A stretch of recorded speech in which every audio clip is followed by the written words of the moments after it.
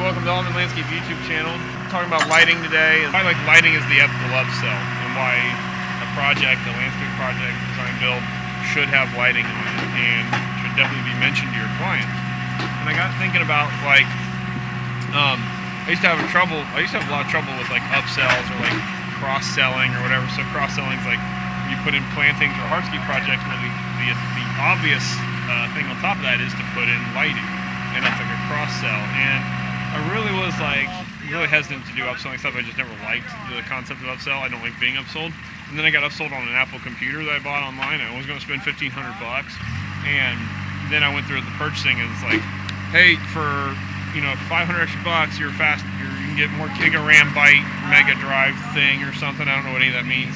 But the layman's terms of it was your computer will run faster and you can edit video more easily. I'm all right, whatever. So after 3 or 4 options that goes on, it's I don't even know. I don't remember, $1,500 more or whatever. And I'm whatever. Blew my budget, all that. But I got the computer. I've had it 2 years. Not had a single issue with it. It runs fast as hell. It doesn't lag or whatever. And it changed my mind on being upsold on something if it's a quality, good product.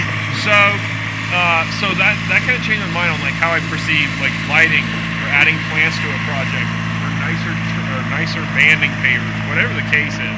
And so lighting is this way for me. And if a client declines lighting in the initial job proposal, I'm going to I tell them the only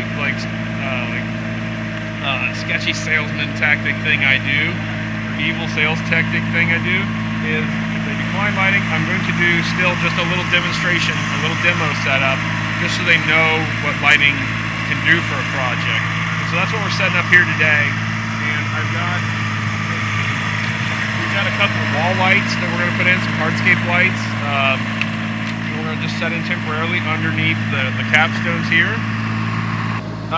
So we got a couple of hardscape lights here, just under wall lights that they set up under here, and we're just going to set those in for temporary. Always buy professional grade fixtures. That's a big deal. You don't want to cheap out on your lighting. These chintzy Home Depot lights, they're crap. They're made of plastic. They're just junk. They're $20 and it shows, right? The quality fixtures, and I've got those in just for my demo kit because I don't know why. Now that light's crooked. It's just a demo, so bear with me, internet comment section.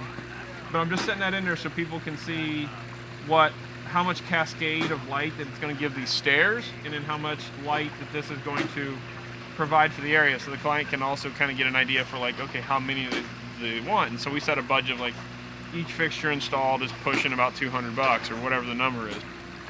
And so we're going to set these up, and they're going to look at them. Generally, when I do this, 8 out of 10 times, the client's going to change their mind and see the value in the lighting and decide, well, we already spent a bajillion dollars on the hardscape work. For a minor percentage of that, we can enjoy that other big investment in the night and in the evening. And so it kind of really makes sense, right? And so we're going to set these in here and get them laid out, and then that's going to be for our client to tweak and decide how many they really want, and then we'll install them and we're good to go. And then after that, so we got a lighting kit here that we set up and created. Just your totes. We got a million of these wire nuts, gel-filled wire nuts. And lighting's really easy, by the way. It's not really hard to install. We really like these A-locks and Q-locks. They're a gel-filled connector that you strip your wire, right, and you put 2 wires together. Find another example here. But these are, you're gonna put your 2 wire sections together, and you're gonna twist those together. And obviously, it's not exactly how you do it, but then they're gonna go in here, and they're gonna go into that gel. All right, and so I'll pull it out. But that gel helps protect them, keep them weather tight and all that. We'll just sacrifice one of these, and then we're gonna lock this thing down like that. And so now we got that section, and these are real cool because they'll lock together in sequence, so you can keep a really nice and tidy lighting project where your next series of wires will go into this too, right? And you can just have a really nice and tidy lighting section. So we really like these A-locks and Q-locks. They got a few different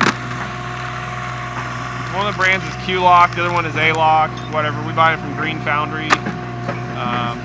Great dealer for that kind of stuff. But on our whole lighting kit here, this is something the guys will just grab out of the shop. And we've got an inventory of stuff written on here of what all should be in there, best case scenario. Sometimes it's not always. Now when we have the shop, Brittany will be easy on a rain day. Hey, let's go through all our kits and make sure that they hit all of the inventory on them, right? This kind of El Cheapo wiring kit here, that's always in there. Pipe cutter for some reason, I don't know why, but some clear silicone. For conduit under the... Oh, you're right, probably for cutting conduit. Thank you, Britt.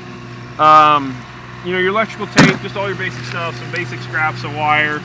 And so this kit has all this stuff in here that is just, we can just grab and go. You know what I mean? And the guys know what they need. I need to get some more containers for all this loose stuff. We made the kit for paver cleaning, sealing. We made another kit for pond maintenance and pond cleaning.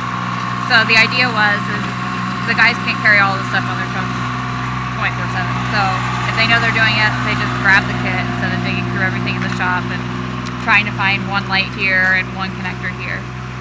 We just tried to streamline that whole process. Yeah, so we got a handful of these totes like that. Drip irrigation, but when you make it, lighting, make sure you make an inventory of what should be in there and put it on the lid, or laminate a piece of paper and put it on there. And then, you know, once a month, have someone go through and make sure all your kits are full. Yep, so that way guys can just grab these things and go.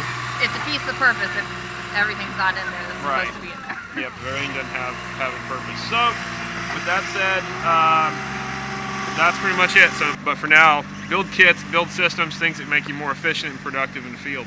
That's my number one thing. There we go. But it made me start thinking about that of like, you know, I really believe in the product, right? And so in lighting and the value lighting brings. So now when I mention lighting in a project, I really am like, hey, look, lighting is, I know it's an extra couple $1,000. I get it. And then I tell my computer story generally. But I say, if you don't go with it now, it's a little more expensive to do it retrofit down the road. So now's the time really to do it.